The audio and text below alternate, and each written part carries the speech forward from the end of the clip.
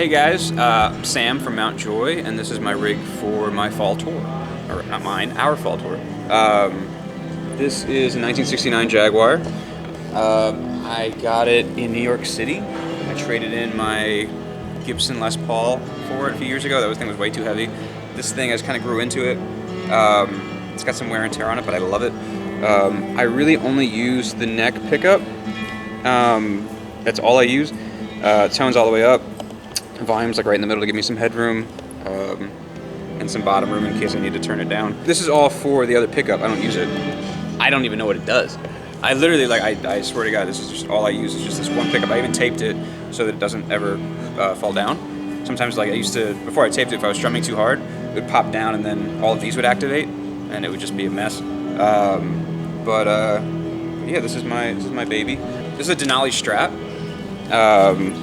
They make incredible custom straps, and they're the best. They're just great people. The strings are they're Ernie balls. They're 11s. I just like to go a little heavier with the gauges because I strum pretty hard. This is a mastery bridge. They're like $150 online, but the bridges that come with the Jaguars, they kind of just have a ton of grooves, and so if you strum too hard, it'll bounce and it'll change the tuning. So I highly recommend this. I might get a buzz stop, which is like just kind of a piece of metal that pushes this down to better the angle of the bridge, because sometimes it just kind of creates a little bit of a buzz still. So the old Jaguars are kind of made in a funky way. Even the new ones are kind of made in a funky way, but if you can figure it out, they're wonderful. I just use standard tuning, always, for all of our songs. Like I know we're trying to work on some new songs, a couple of them in drop D, but for now, just standard tuning. This is a Deluxe Reverb Amp. I used to play a Princeton Reverb back when we were kind of playing smaller rooms like the Hideout last time we were here in Chicago. Now we're playing Thalia Hall, which is slightly bigger. It's like 900 something people tonight. A little nervous, but it'll be fun. But this kind of gives me like a bigger sound to that. Just plug into the vintage channel here, channel 1. I don't know, sweet spot's around 3 for the volume. Just a little treble, a little bass, a little bit of reverb, and then I don't play with the pedal stuff. The chain starts in the Qtron, so I just bought this.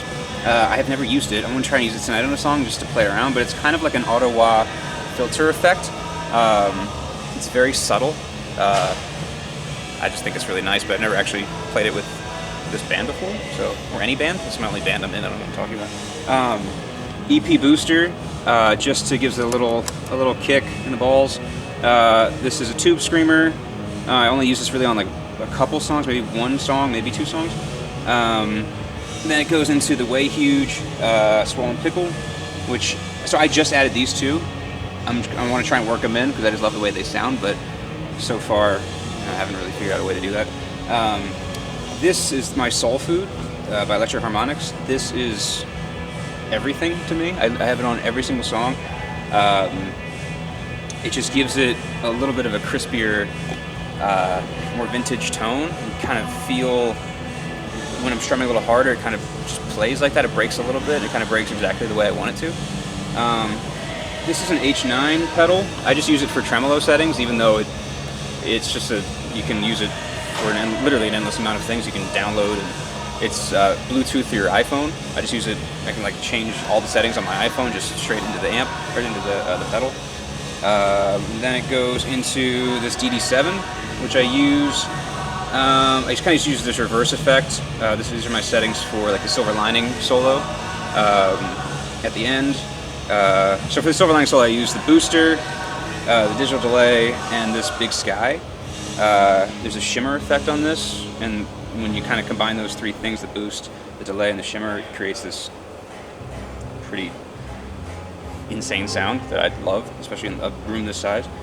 But the big sky is like a cheat code. At any time you can use 3 presets, 1, 2, 3. Or you can change banks and then you have 3 entirely new presets. So theoretically you could, and I think you're supposed to, set up a bank for every song. So like, right now I have it so that this is just like just pretty much straight, slight reverb. This is the shimmer and this is kind of a swell sound. And then if I bank up, I use like an echo effect, then there's like a bigger echo effect. But you could set it up so that, you know, if you use a slight reverb in the beginning of a song, you just tap here and then you switch over to, I don't know, a bigger, more spacey effect, and then, I don't know, a swell or something. But it's another thing that you can kind of go in and customize to whatever you need to do. And then that goes into this chromatic tuner, which is just passive. There's no, it's just on all the time. And then I have a volume pedal made by Ernie Ball. It's just the DP Junior. And then this goes out into my amp. And that's it. So yeah, we're Mountjoy. You can find us at mountjoyband.com. All of our socials are at mountjoyband, mtjoyband. Come to a show. We're on tour. Oh, and our album's out. Yeah.